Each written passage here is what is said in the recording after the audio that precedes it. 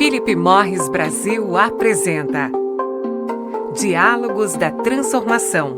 Nós enfrentamos nos últimos anos um cenário de pandemia que teve consequências muito grandes para o universo do trabalho. Essas consequências a gente sente até hoje, mesmo depois que a Covid-19 esteve sob controle com as campanhas de imunização. Vocês falaram que nesse cenário a digitalização, a flexibilidade no trabalho, tudo isso teve um papel fundamental para lidar com esse novo contexto tão desafiador. Quais foram os desdobramentos para o ambiente de trabalho e na relação com os profissionais da empresa e as lições aprendidas após esse período de pandemia? Eu acho que não tem ninguém que não foi afetado pela pandemia de uma forma ou de outra, assim. Eu acho que a gente já falou bastante sobre como a pandemia foi um principal driver dessa mudança conceitual de o que é um trabalho possível, independente de onde você está sentado. Então, eu acho que antes da pandemia a gente tinha um modelo de trabalho que tinha algumas pessoas que trabalhavam de forma híbrida, e depois da pandemia a gente entendeu que isso é perfeitamente possível, que a gente consegue gerar resultado independente de onde as pessoas estiverem sentando. Então, eu falei um pouquinho sobre esse tema do smart work, né? Como que a gente olha para a interação? A gente precisa promover uma interação entre as pessoas, mas a gente não precisa necessariamente obrigar as pessoas a estarem num escritório sentadas numa cadeira. Eu acho que ampliou muito mais para a gente a percepção de quanto o well-being é importante e faz parte da nossa vida. Então, o colaborador, ele não é simplesmente um colaborador, ele é também uma pessoa. E aí, na hora que na pandemia a gente estava ali com a nossa vida pessoal impactando a nossa vida profissional e vice-versa, a criança entrando na tela da videoconferência, a gente tendo que fazer o almoço enquanto fazia uma reunião. Eu acho que tudo isso tornou a gente, como organização, muito mais humana. E eu acho que a gente conseguiu replicar esse olhar para as nossas práticas. Então, eu acho que o que a gente tem de prática hoje em relação a modelo de trabalho mais flexível e um olhar mais cuidadoso para os colaboradores, onde a gente tem os nossos indicadores de well-being, durante a pandemia, inclusive, chegaram no pico, porque a gente estava olhando com um cuidado muito maior para o colaborador, porque, de novo, da mesma forma que a gente falou de inclusão da diversidade, a gente sabe que um colaborador, ele só gera resultado para a gente se ele está bem. Então, eu acho que a pandemia, ela ampliou essa perspectiva de como o colaborador, ele é múltiplo, ele não é só um colaborador, é uma pessoa, e como a gente promove o melhor ambiente para que ele possa ser o seu melhor também. Então, eu acho que, para mim, a pandemia, ela, inclusive, a gente não pode falar que ela foi boa, né? Mas em alguns aspectos ela nos conseguiu fazer com que a gente enxergasse coisas que talvez antes a gente não conseguisse enxergar. E eu acho que isso tem sido um dos principais drivers para a gente de retenção e atração de talentos também.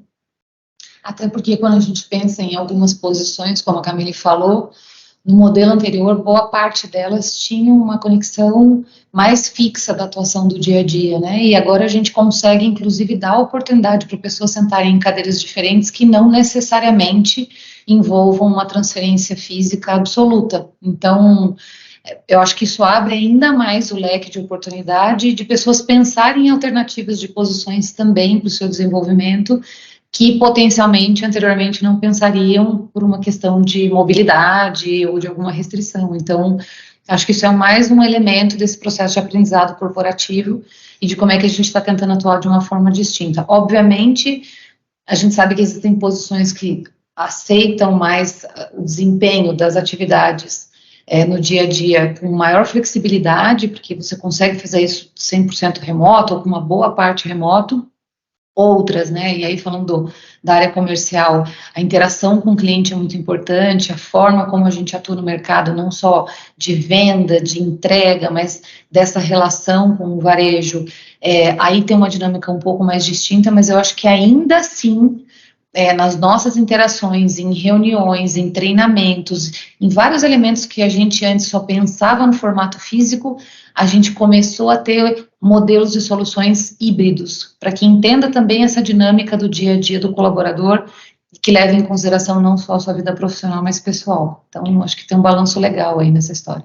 E eu acho que para conectar de novo com a inclusão da diversidade, a gente está aqui em São Paulo, né, é um mercado que tem muita oferta de profissionais de todos os tipos, mas na hora que tu começa a ampliar a perspectiva, tu consegue inclusive ser mais diverso nas pessoas que você consegue atrair. Então, ter cadeiras que possivelmente podem ser ocupadas em outras regiões do Brasil nos ajuda, inclusive, no nosso desafio de inclusão da diversidade.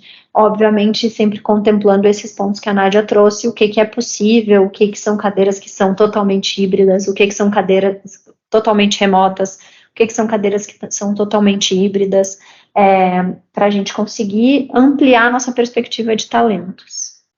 Bem, e esse ambiente humano, acolhedor, de desenvolvimento contínuo, ele tem sido reconhecido pelos talentos que têm interesse em trabalhar na empresa, tem sido reconhecido pelos colaboradores também? Tem dados que fazem com que a gente possa concluir isso? Eu acho que eu falei um pouquinho sobre alguns indicadores que permeiam o nosso dia a dia, que são algumas pesquisas que a gente enxerga pela perspectiva do colaborador. Então, a gente tem resultados de NPS, que é o quanto os nossos colaboradores recomendam a Philip Morris como uma empresa para se trabalhar, que estão acima de 60 pontos, então isso é um índice muito bom, até olhando para o mercado. A gente tem crescido, acho que a gente falou um pouquinho de épocas de pandemia, a gente teve índices que chegaram até 80 pontos dentro do nosso NPS, então é um indicador de que a gente está indo no caminho certo e que a maioria dos nossos colaboradores enxerga a nossa empresa como uma empresa muito boa para se trabalhar e recomendaria para amigos e pessoas que conhecem. Então, acho que esse é um indicador importante que norteia as nossas ações. Um outro indicador que eu acho que é o indicador de well-being, que é um indicador que a gente olha com muito cuidado e carinho, que também tem tido resultados muito bons nos últimos anos. Então, a gente também tem feito ações que são mais conectadas a quais são os principais benefícios que a gente consegue colocar para o colaborador para potencializar muito mais o well-being. Eu acho que eu falei um pouquinho sobre o colaborador de uma forma mais holística, né? Ele não é só um colaborador, mas ele também é uma pessoa, ele também tem a casa dele. Então, benefícios, por exemplo, como o Gympass, que a gente colocou,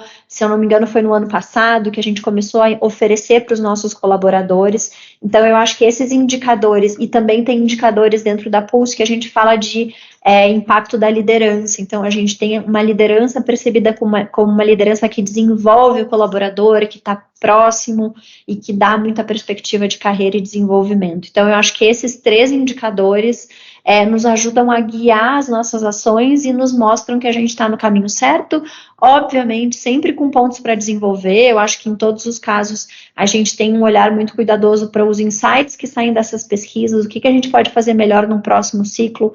Não é porque um indicador foi bom esse ano, que no ano que vem ele vai ser bom também. A gente precisa manter e potencializar algumas ações. Mas eu acho que essa é um pouco da forma como a gente se propõe a medir o quanto bem-sucedido a gente está sendo nesse tema. Excelente. E para quem está ouvindo esse programa, curioso sobre como é o dia a dia na empresa, eu pediria para vocês responderem mais essa última pergunta. Como vocês resumiriam a experiência de trabalhar na Philip Morris Brasil? Estou há 8 anos na organização.